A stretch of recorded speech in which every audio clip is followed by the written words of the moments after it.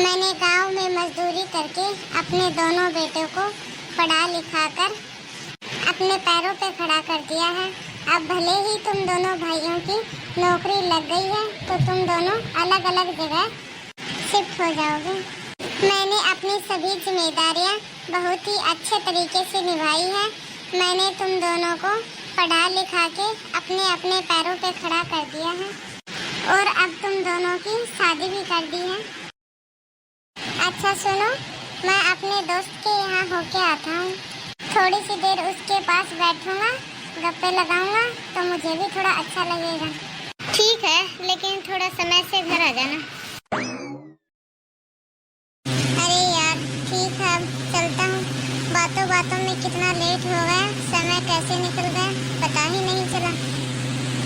हाँ यार, तुमसे मिलके अच्छा लगा, आते रहा करो। चलो ठीक है, चलता हूँ। अब मिलते हैं फिर कभी। अभी समय बहुत हो गया है, मैं बहुत लेट हो गया हूँ। पापा जी कहाँ रह गए थे आप? अरे आपको तो कोई काम है नहीं, लेकिन मुझे तो 1000 तरीके के काम रहते हैं। दिन भर सारा दिन काम करके मैं कितना थक जाती हूँ। सोचती हूँ कि रात को डिनर जल्दी हो जाएगा तो रात को मैं भी थोड़ा आराम कर लूँगी और आराम करके सो जाऊंगी। लेकिन मेरे नसीब में आराम लिखा ही कहाँ है जो मैं आराम करूंगी।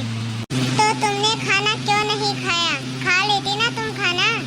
मेरा इंतजार करने के लिए किसने कहा है तुमसे कि मेरा इंतजार करो? पापा जी खाना तो मैं खा चुकी हूँ, लेकिन आपको भी तो खाना खिलाना है ना। मुझे खाना खिलाने के लिए अभी मेरी पत्नी है। तुम्हें परेशान होने की कोई जरूरत नहीं है। आपको शायद पता नहीं है कि मम्मी जी के सर में दर्द हो रहा है और वो खाना खाने के बाद दवा खा के आराम करने के लिए चली गई हैं। बात मेरी या उनकी नहीं है। आप समय से आकर खाना क्यों नहीं खा लेते? उसके बाद जितनी देर चाहे अपने दोस्तों के साथ बैठे रहिए और उनके साथ बातें करते रहिए। हमें उस बात से कोई भी एतराज नहीं है। सच में आजकल की बहुओं की आंखों में तो शर्म नाम की बिल्कुल भी चीज नहीं है। देखो अपने ससुर के सामने कैसे पटर पटर जुबान लड़ा रही है। भला कोई अपने ससुर से इस तरह से बदतमीजी से बात करता है कोई? ये लीजिए आपका खाना, यहाँ रख दिया है। जब आपको खाना हो तब खा लेना। बहू को तो बात करने की तमीज ही नहीं है। सुना तुमने कैसे वो मुझे डांट रही थी? जैसे कि मैं कोई छोटा बच्चा हूँ, इस तरह से मुझसे बात कर रही थी। तुम भी तो छोटी बहू की कितनी सारी शिकायतें लेकर बैठ जाती थी, लेकिन आज मुझे सब समझ में आ गया है यह कैसी है। जाने दीजिए, पहले मैं भी छोटी बहू को गलत समझती थी। आज मेरी तबीयत ठीक नहीं है और छोटी बहू ने मुझे आराम करने के लिए कह दिया। वह दिल की बिल्कुल भी बुरी नहीं है और वह बात भी तो सही है ना। छोटी बहू सही तो बोल रही है ना। आप समय से खाना क्यों नहीं खा लेते? बस बहुत हो गया। बहू को क्या लगता है कि मेरा कोई और ठिकाना नहीं है? उसे क्या लगता है कि हम अब बुजुर्ग हो गए हैं? हम अपने बच्चों के साथ रहने के लिए आए हैं, तो इसका मतलब ये थोड़ी ना है कि वो किसी भी तरह से हम लोगों से बात कर लेगी। तुम एक काम करो, बड़ी बहू से बात करो और उससे कहो कि हम उसके साथ रहना चाहते हैं। नहीं, इस बारे में मैं बड़ी बहू से कोई भी बात नहीं करूँगी। बात तो तुम्हें ही करनी पड़ेगी। करने को तो बात मैं भी कर सकता था, लेकिन यह बात कहने में मुझे थोड़ा अजीब लग रहा है। चलो अब बड़े बेटे के पास फोन लगाओ और उनसे बात करो कि हम लोग उनके साथ रहना चाहते हैं। अब क्या करूं मैं? आप तो उनके पास जाने के लिए जिद करके ही बैठ गए हैं। आखिरकार अब तो मुझे बात करनी ही पड़ेगी। बेटा, इस बार हम तुम्हारे पास आकर कुछ दिनों के लिए रहना चाहते हैं। जब छुट्टियों में तुम यहाँ घर पर आओगे तब हम लोग भी तुम्हारे साथ तुम्हारे घर चलेंगे। हाँ माँ, ठीक है। इस बार जब हम लोग आएंगे तो आपको हमारे साथ ही लेकर यहाँ हमारे घर लेकर आएंगे। ये लीजिए, कर ली मैंने बड़े बेटे से बात और उसने कह दिया है कि इस बार वो आएंगे तो हमें अपने साथ ही लेकर जाएंगे। बड़ी बहू को तुमने देखा है? जितनी बार भी फोन करती है कितने प्यार से मीठी मीठी बातें करती है। बड़ी बहू कितने दिल से हमारा सम्मान और एक छोटी बहू है जिसे बात करने की भी तमीज नहीं है। हम लोगों का सम्मान का क्या करेगी वो? अरे बेटा, आ गया तुम। आओ बैठो। इस बार तो मैं बहुत खुश हूँ। इस बार तो मैं तुम्हारे साथ ही चलूंगा। मुझे लग रहा है आज फिर से मेरी तबीयत खराब हो गई है। मुझे डॉक्टर के पास जाना चाहिए। अरे पापा, आपकी मुझे तबीयत खराब लग रही है। चलिए आपको जल्दी से डॉक्टर के पास दिखा के लेके आता हूँ। हाँ हाँ बेटा, आज मेरी तबीयत ठीक नहीं है। चलो डॉक्टर के पास चलते हैं। पापा जी की तो तबीयत ठीक नहीं रहती है। ये तो हमेशा बीमार ही रहते हैं और इन्हें हमारे साथ ले जाकर हम क्या करेंगे? ये तो उल्टा हमारे लिए ही खर्चा बढ़ाएंगे। नहीं, हम लोग इन्हें अपने साथ नहीं लेकर जाएंगे। पापा, अब आप लेट जाइए। डॉक्टर ने आपको फुल आराम करने के लिए कहा है। जाइए और अब आप आराम कीजिए। हाँ बेटा, तुम ठीक कह रहे हो। मैं अभी थोड़ी देर आराम कर लेता हूँ, तब मुझे भी अच्छा लगेगा। सुनो, मुझे अब नींद नहीं आ रही है। मैं एक काम करता हूँ, थोड़ी सी देर बाहर टहल के आता हूँ। तब तक तुम आराम करो। जाओ, तुम सो जाओ। मैं थोड़ी देर बाहर घूम कर आऊँगा तो मुझे ठीक लगेगा। मैं आकर सो जाऊँगा। अरे ये क्या, इतनी रात को छोटे बेटे और बहू के कमरे की लाइट जल रही है और बड़े बेटे और बहू के देखो कितनी जोर जोर से चिल्लाने की आवाज आ रही है। जाकर देखता हूँ आखिरकार बात क्या है, क्या हुआ है जो ये लोग इतनी रात को इतनी जोर जोर से बातें कर रहे हैं। देख छोटे, पापा को तू अपने पास ही रख, मैं माँ को अपने साथ ले जाता हूँ।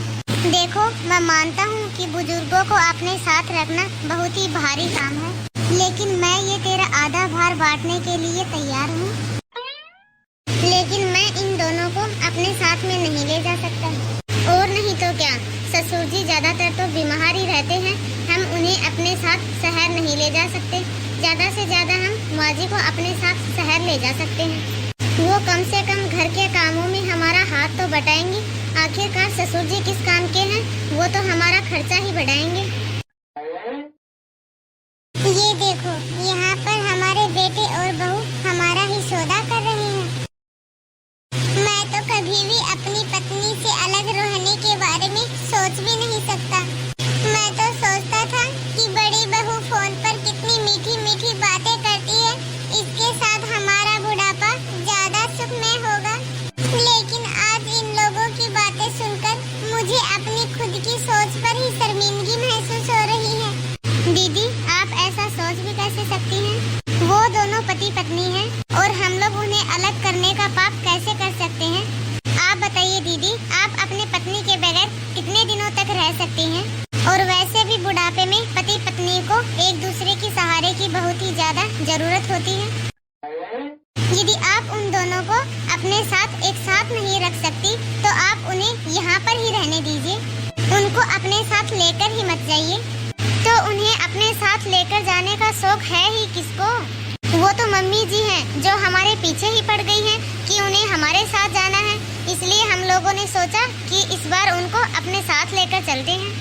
लेकिन पापा जी को तो मैं बिल्कुल भी अपने साथ ले जाने वाली नहीं हूँ। आज एक बहुत ही बड़ा और भयंकर समापन हो चुका है।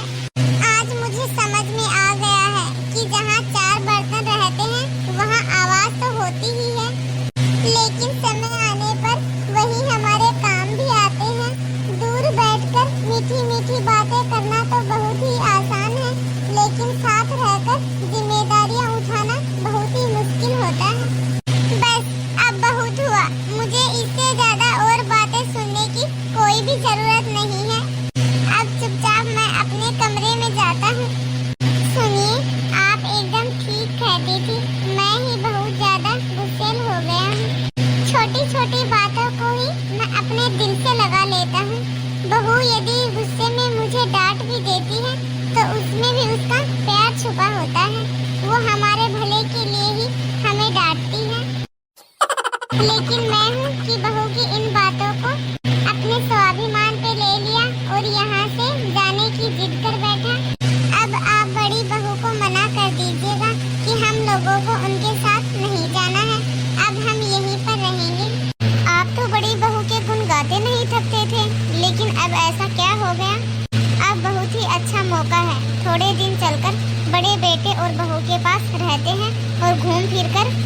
छोटे बहू और बेटे के पास वापस आ जाएंगे।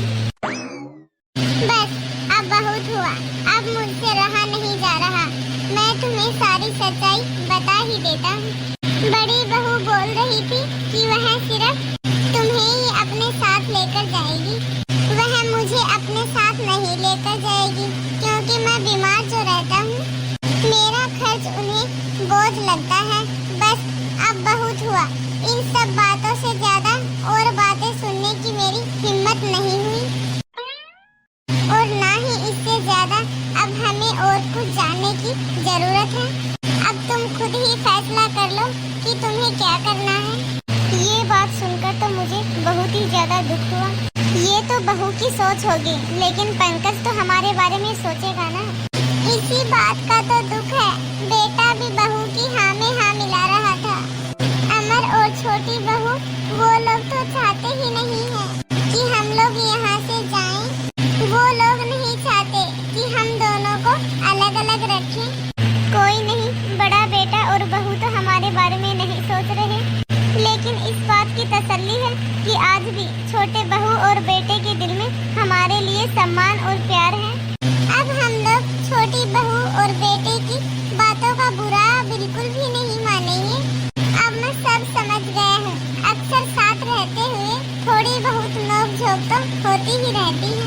अब मुझे सब समझ में आ गया है। जो साथ रहता है वही काम आता है।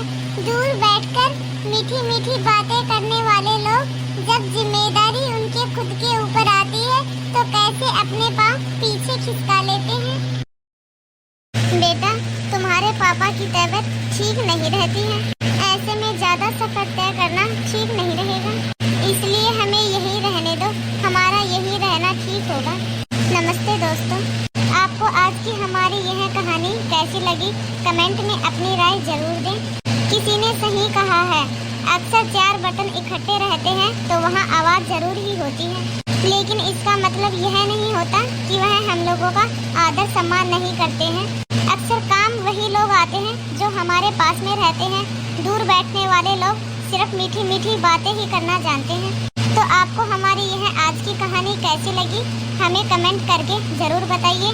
यदि अभी तक आपने हमारे चैनल को सब्सक्राइब नहीं किया हो तो बेल आइकन दबाकर सब्सक्राइब करें और हमारे इस वीडियो को ज़्यादा से ज़्यादा लाइक और शेयर ज़रूर करें। धन्यवाद दोस्तों, मिलते हैं अगले वीडियो में।